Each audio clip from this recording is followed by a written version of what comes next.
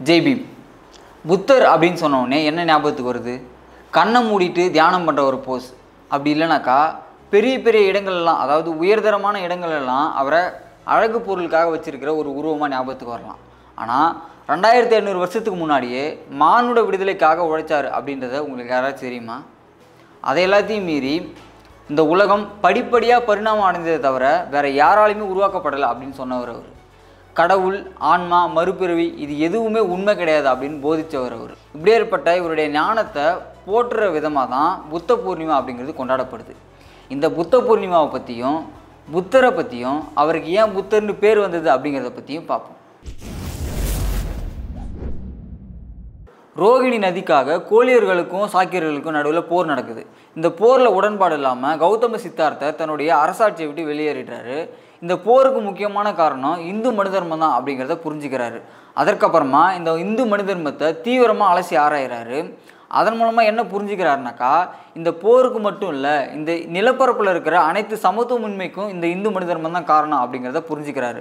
அதனால் இந்த இந்து மனு தர்மத்தை எதிர்த்து ஒரு தத்துவத்தை உருவாக்கணும் அப்படிங்கிற முயற்சியில் இறங்குறாரு. இதுக்காக அவர் கடுமையான தியானத்தை செய்கிறார், ஆழ்ந்த சிந்தனைக்குள்ளே போகிறாரு. அதுக்காக அவர் சோறு தண்ணி எதுவுமே எடுத்துக்கல. இதனாலேயே அவருடைய உடம்பு இழைச்சி போய் எலும்பு தூளுமாக ஆகிடுது. இவ்வளோ கஷ்டங்கள் பட்டு பிறகு அவர் அந்த ஞானத்தை, அந்த தத்துவத்தை அடைகிறாரு. அவருக்கு கிடைச்ச அந்த ஞானத்தை, தத்துவத்தை ரிஷிபாட்னா அப்படிங்கிற இடத்துல இருக்கிற மக்கள்கிட்ட போயிட்டு போதிக்கிறாரு. இவருடைய தத்துவத்தையும் ஞானத்தையும் பார்த்த மக்கள் வியந்து போகிறாங்க. இவருக்கு புத்தர் அப்படின்னு பேர் வைக்கிறாங்க. புத்தர்னு ஏன் பேர் வைக்கிறாங்க? அப்படின்னா என்ன அப்படின்னு தானே பார்க்குறீங்க. புத்தர் அதில் புத் அப்படின்னாக்கா அறிவுன்னு அர்த்தம். புத்தர் அப்படின்னாக்கா அறிவார்ந்தவர், அப்படி இல்லைனாக்கா ஞானம் பெற்றவர் அப்படின்னு அர்த்தம். இதைத்தான் உலகம் முழுக்க இருக்கிற பௌத்தர்கள் புத்த பூர்ணிமாவாக கொண்டாடுறாங்க. பகுத்தறிவாளர் புத்தர் மேலே பல வகையான கட்டுக்கதைகளை சுமத்துறதை நம்ம கேட்டிருப்போம். குறிப்பாக இந்து கடவுளான கிருஷ்ணருடைய அவதாரங்களில் ஒருத்தர் தான் புத்தர் அப்படிங்கிற புனை சுற்றுக்களையும் நம்ம கடந்து வந்திருப்போம். ஆனால் இந்த மாதிரியான கட்டுக்கதைகளுக்குள்ளே அடக்க முடியாதவர் புத்தர். அவரை ஆய்வுகளின் மூலமாக தான் நம்ம கண்டெடுக்க முடியும். புத்தர் இந்து மதத்திலேருந்து முற்றிலுமாக வேறுபட்டவராக இருக்கிறாரு. இந்து மதம் கடவுள், ஆன்மா இது எல்லாத்தையுமே நம்புது. ஆனால் புத்தர் இந்த கடவுள், ஆன்மா எல்லாத்தையுமே எதிர்த்து நின்னவர். கடவுளை அடையணும் அப்படிங்கிறது ஒரு மதத்தினுடைய நோக்கமாக இருக்க முடியாது. அதுக்கும் மதத்துக்கும் எந்த விதமான சம்மந்தமும் கிடையாது. மதத்தினுடைய நோக்கம் என்னன்னாக்கா, ஒரு மனுஷன் சக மனுஷங்கிட்ட எப்படி நடந்துக்கணும் அப்படிங்கிறது சம்மந்தமானது. ஒரு பக்கம் கடவுளை அடையிறதுக்கு முயற்சி செய்கிறது, மறுபக்கம் சக மனுஷனை இழிவாக நடத்துறது. இது எந்த விதத்தில் நியாயம்? இதுதான் புத்தருடைய நிலைப்பாடும். உலகத்தினுடைய மிக சிறந்த ஆராய்ச்சியாளர், பொருளாதாரம் மற்றும் மானுடவியலினுடைய மிக சிறந்த ஆய்வாளர் அப்படின்னு உலக நாடுகளால் போற்றப்படுற புரட்சியாளர் டாக்டர் பாபா சாஹேப் அம்பேத்கர் அவர்களுடைய மேற்கோள் இல்லாமல் புத்தர் அல்லது பௌத்தத்தை நம்ம கடந்துட முடியாது.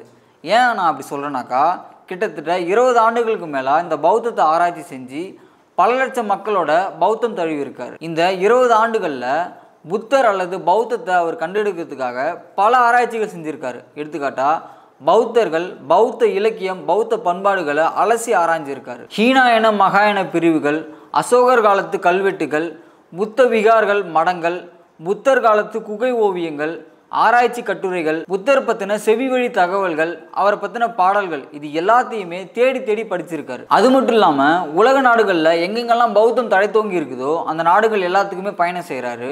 அங்கே போயிட்டு பௌத்தத்தில் தனக்கு இருக்கிற சந்தேகங்கள் எல்லாத்தையுமே தெளிவுபடுத்திக்கிறாரு.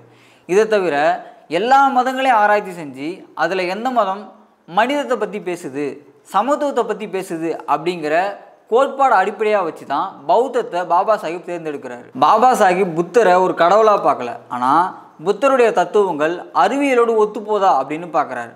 அதற்கேற்றபடியே புத்தருடைய தத்துவங்கள் அறிவியல் பூர்வமானதாகவும் நவீனமானதாகவும் இருக்குது அப்படிங்கிறத புரிஞ்சுக்கிட்டதுக்கப்புறம் தான் பாபா சாஹிப் பௌத்தத்தை தழுவுறாரு. அதுலேயும் தான் தழுவ இருக்கிற பௌத்தம் புத்தர் சொன்னபடி இருக்கும், அதாவது ஹீனாயனம் மகாயனம் போல இல்லாமல் ஒரு புதிய பௌத்தமாக இருக்கும் அப்படின்னு சொல்கிறார். அதாவது நவயானா பௌத்தத்தை முன்வைக்கிறார். பௌத்தத்தை பற்றி இவ்வளோ ஆராய்ச்சிகள் பண்ணி பௌத்தம் தழுவின பாபா சாஹிப் அவர்கள் சொல்கிறது என்னன்னாக்கா, இந்திய வரலாறு அப்படிங்கிறது பௌத்தத்துக்கும் பார்ப்பனியத்துக்கும் இடையான போர் தான் அப்படின்னு சொல்கிறாரு. அப்படி இருக்கிறப்போ பகுத்தறிவாளர் புத்தர் அவர்களை பகுத்தறிவுக்கு கொஞ்சம் கூட சம்மந்தமே இல்லாத இந்து மதத்துக்குள்ளே எப்படி அடக்க முடியும்? நான் முன்னாடி சொன்னது போல தான், புத்தரை கட்டுக்கதைகளுக்குள்ளேயோ அனுமானங்களுக்குள்ளேயோ அடக்கிட முடியாது. அவரை ஆய்வுகளின் மூலமாக தான் நம்ம கண்டடைய முடியும். இதற்கு மிக சிறந்த உதாரணம் யாருன்னு கேட்டாக்கா புரட்சியாளர் டாக்டர் பாபா சாஹிப் அம்பேத்கர் அவர்கள் தான். பாபா சாஹிப் பௌத்தத்தை தேர்ந்தெடுத்ததுக்கான காரணம் என்ன சொல்றாருனாக்கா, மூட நம்பிக்கைக்கும் தெய்வ சக்திக்கும் எதிரான அறிவுணர்வு, அன்பு, சமத்துவம் இது எல்லாத்தையுமே பௌத்தம் சொல்லிக் கொடுக்குது.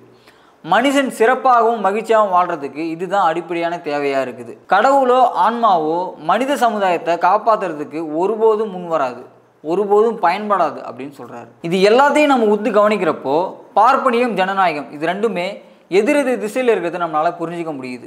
ஜனநாயகத்தை நிலைநாட்டுறதுக்காக நம்ம இந்த பார்ப்பனியத்தையும் சாதி அமைப்பையும் நம்ம ஒழிக்க வேண்டிய தேவை இருக்குது. இந்த பார்ப்பனியத்தையும் சாதி அமைப்பையும் ஒழிக்கிறதுக்கு புத்தரையும் பௌத்த கொள்கைகளையும் விட்டால் வேற வழியே இல்லை. அதனால இந்த சாதி அமைப்பு ஒழிக்கிறதுக்கு புத்தர் நமக்கு கொடுத்திருக்கிற பௌத்த கொள்கைகளை நம்ம கையில் எடுக்கணும். புத்தர் மற்றும் பௌத்தம் பற்றிய உங்கள் கருத்துக்கள் என்ன அப்படிங்கிறத கீழே கமெண்ட்டில் சொல்லுங்கள். இதை பற்றி தெரிஞ்சுக்க வேண்டிய உங்கள் ஃப்ரெண்ட்ஸுங்களுக்கு இந்த வீடியோவை ஷேர் பண்ணுங்கள். மறக்காமல் லைக் அண்ட் சப்ஸ்கிரைப் பண்ணுங்கள். ஜெய் பீம்.